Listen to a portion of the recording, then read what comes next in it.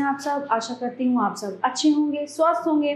स्वागत है आपका इस कक्षा में। आइए आज हम पढ़ते हैं हिंदी का पाठ 14, उमंग और उल्लास का पर्व दीपावली। प्रस्तुत पाठ में ये बताया गया है कि प्रकाश के पर्व दीपावली की तरह सबको अपने मन का दीपक जलाकर समाज को प्रकाशवान करना चाहिए। पर्वों का मनुष्य के जीवन में महत्वपूर्ण स्थान प्राप्त है। पर्व त्योहार मनुष्य के जीवन में उमंग तथा उल्लास का संचार करते हैं। भारत को त्योहारों का देश कहा जाता है। यहाँ विभिन्न धर्मों को मानने वाले लोग रहते हैं। प्रत्येक दिन यहाँ कोई न कोई त्योहार मनाया जाता है। इन त्योहारों में दीपावली सर्वाधिक आकर्षक और महत्वपूर्ण है। हम सभी हर साल दीपावली का त्योहार मनाते हैं, परंतु हमने कभी इसके मूल में जाने का प्रयत्न नहीं किया। न जाने किस भले आदमी के मन में किस शुभ मुहूर्त में दीपकों के उत्सव की बात आई थी।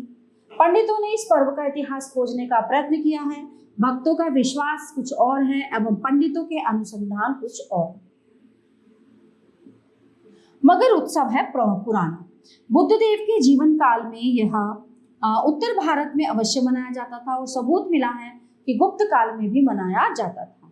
कम से कम मतलब ये है कि कम से कम 2500 वर्षों के मानव चित्त के उमंग और उल्लास की कहानी इस पर्व के साथ जुड़ी है। ठीक है, इतना क्या कम है? 200 पीढ़ियों तक जो पर्व मनुष्य के चित्त को आनंद से उद्वेलित कर सका है, ये क्या मामूली पर्व है? राज्यों और राजवंशों के उत्थान पतन होते रहे, बड़े बड़े धर्म संप्रदाय उठते गिरते रहे, चंचला लक्ष्मी का प्रसाद न जाने कितने लोगों को प्राप्त हुआ और कितने उससे वंचित हो गए, पर दीपमाला उत्सव नहीं हुआ। साधारणतः ये विश्वास किया जाता है कि ये लक्ष्मी पूजा का दिन है। बंगाल में दूसरी परंपरा है, वहां इस तिथि को काली की पूजा होती है। लक्ष्मी पूजा वहां आश्विन मास की पूर्णिमा के दिन होती है। निश्चय ही दीपावली के दीर्घ इतिहास में ऐसे अवसर आए होंगे जब शक्तिशाली समझे जाने वाले लोगों को ये उत्सव पसंद नहीं आया होगा।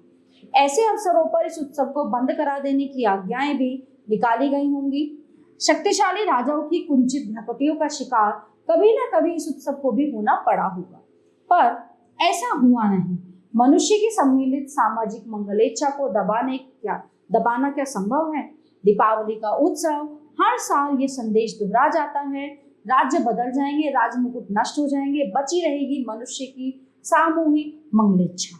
आज से हजारों वर्ष पहले मनुष्य ने निश्चय किया कि वो दरिद्रता की अवस्था में नहीं रहे, वो सामाजिक रूप में समृद्ध रहेगा।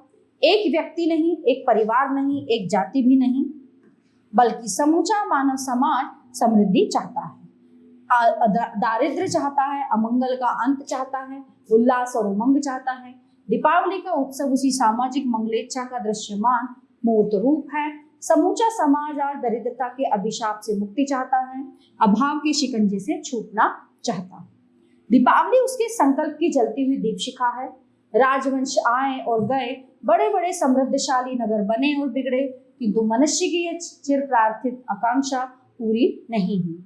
आज भी वो देवी लक्ष्मी की पूजा कर रहा है, परंतु पूजा करता है दरिद्रता की पीठ पर बैठकर। आज भी वह महाकालिका की पूजा करता है, आतंक और भ्रम से कंपित हृदय लेकर। कब यह पूजा सफल होगी?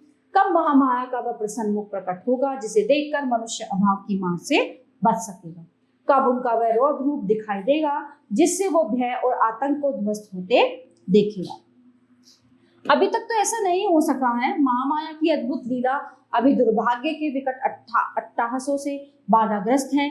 क्यों ऐसा है? स्वाभाविक मनुष्य की स्वाभाविक मंगलेच्छा कब पूरी होगी? चारों ओर जब अभाव का करुण हाहाकार सुनाई दे रहा है, दीपावली अपना मंगल संदेश लेकर आई है।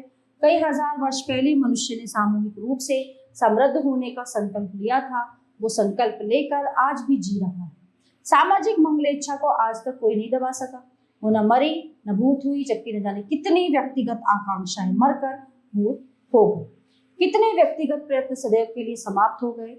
दीपावली ये संदेश लेकर आती रही है कि मनुष्य की इच्छा भी नश्वर है, प्रयत्न भी अमर होगा। अब व्यक्तिगत प्रयत्नों का जमाना लद गया, उसकी परीक्षा पूरी हो चुकी। अब सामाजिक मनुष्य की मंगलेच्छा जीतेगी और सामाजिक मनुष्य को सब प्रकार के अभावों और बंधनों से मुक्त करने की साधना ही जाने।